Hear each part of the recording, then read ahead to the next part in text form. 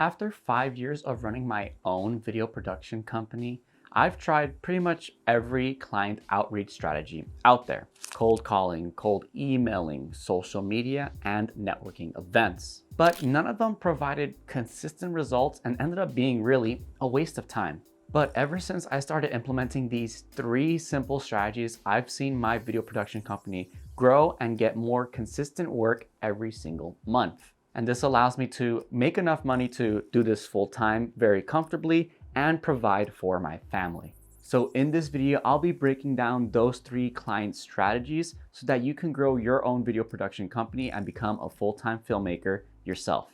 And the best part, all these strategies you can implement today. It doesn't matter whether you're a beginner or a more experienced videographer.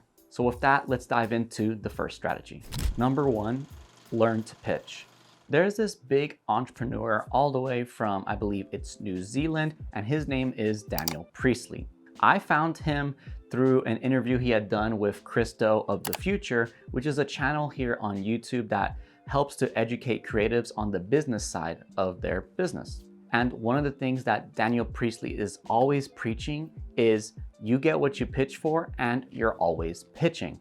Ultimately, your success is going to depend on how well you communicate the value you provide your clients. And this is where I see so many filmmakers and videographers get it wrong because they may meet a potential client and they just say, I make videos or I'm a videographer. No one cares, and that doesn't fully communicate effectively what it is you bring to the table besides just videos. But at the end of the day, businesses don't just want videos, they want an outcome.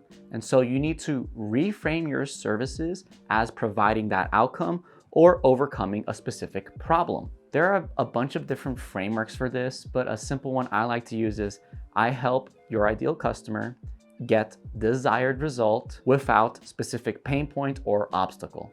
So one of my pitches is I help local-based service businesses turn YouTube into a lead generation system without becoming content creators. This positions me as an expert that provides a very specific solution for a very specific person.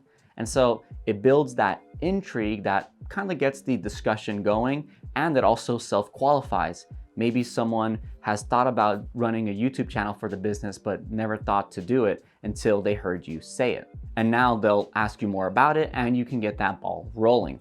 The other pitch I do more for like branding work is I help local service-based businesses clearly show their value with strategic video marketing that targets their ideal customers. Do you see how much more effective, intriguing, and powerful that is versus just saying to someone, I'm a videographer or I make videos? It's a very subtle shift, but I have found it to be quite profound and impactful in actually helping me get more clients. Because now I'm turning every conversation I have into something more meaningful that can help me get more work. So definitely work on your pitch. Feel free to workshop it with your fellow friends or try it out on a few people and maybe get some feedback. But you can even just use ChatGPT and have it sort of make variations for you, and you can sort of piece the one that you like the most. Number 2, networking effectively.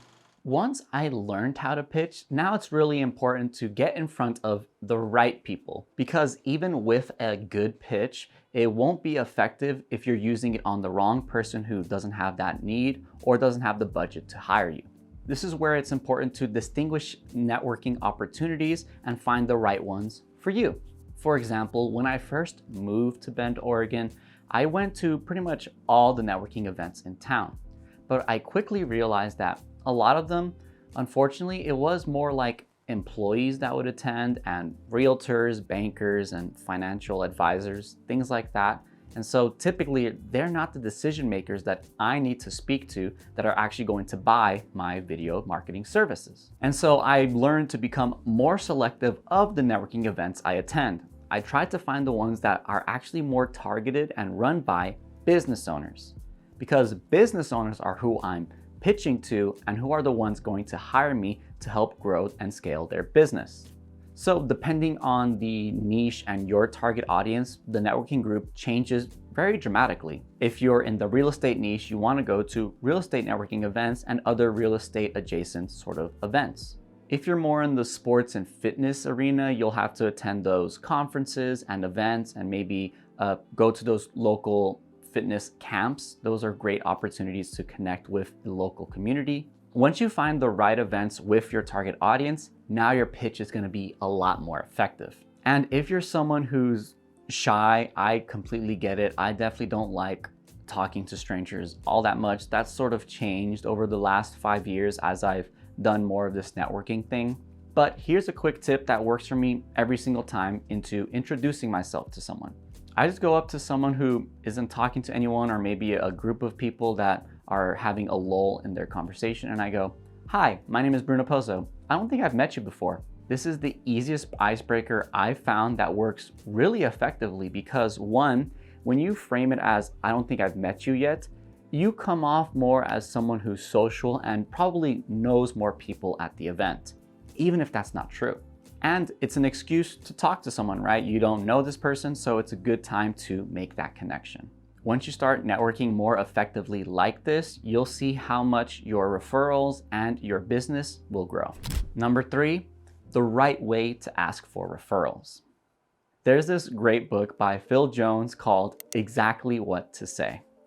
And this book is a game changer, especially if you're new to sales and actually interacting with clients, because he removes all the guesswork out of it and gives you exactly what you need to say, just like the title says. And my favorite part of the book was actually about getting referrals, because that's the strategy that's been most effective for me.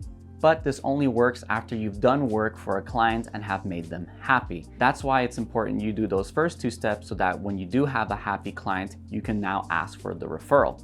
Because once they say thank you, that's your cue to say the following phrases. "Thank you so much. Would you mind doing me a favor?" Once they agree, you'll ask, "You wouldn't happen to know just one person, someone who, just like you, would benefit from the product, service that you provided or the outcome you provided?" When they've thought of someone, you then say, "Don't worry, I'm not looking for their details right now, but who was it that you were thinking of?" They'll say the person's name. "Could you do me one final favor? Next time you see them, could you share with them a little bit about how it was doing business with me and see if they would be open to taking a call from me to see if I can help them in the same way I helped you?" Once they agree, you just say, "Great, is it okay if I check in with you in a week to see if you've contacted them?" And that's it. This is much more effective than simply getting a name, a number, and an email from your clients, because now you're a verified and trusted partner to the referral. Your client is going to be doing the warm introduction and selling your services before you even have the conversation with that potential client.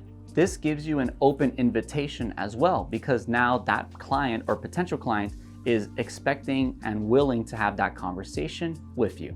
I honestly couldn't believe how simple it was.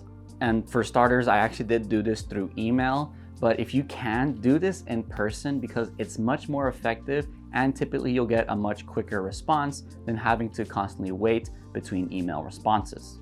I know it sounds maybe too simple to be true, but words are really powerful, and how you phrase things really frames things in your client's mind. That even goes back to the very first point about framing your services as actually helping and providing a solution to your potential client. The work is the same, but the way you frame it makes it more or less attractive. So those are the 3 strategies that I've implemented in my video production company to help grow a sustainable business in the last 3 years. And these strategies don't just work for advanced filmmakers. This can work even if you're just beginning your journey into this industry. If you like learning the business side of filmmaking, be sure to like and subscribe, because I'll be doing more of these videos where I break down the strategies I use to grow my own video production company.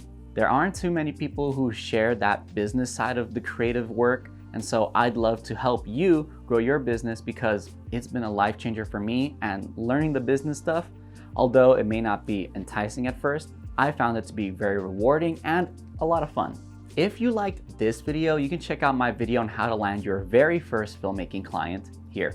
Thank you so much for watching all the way until the end. I appreciate every single one of you who do, and I'll see you in the next video. Peace.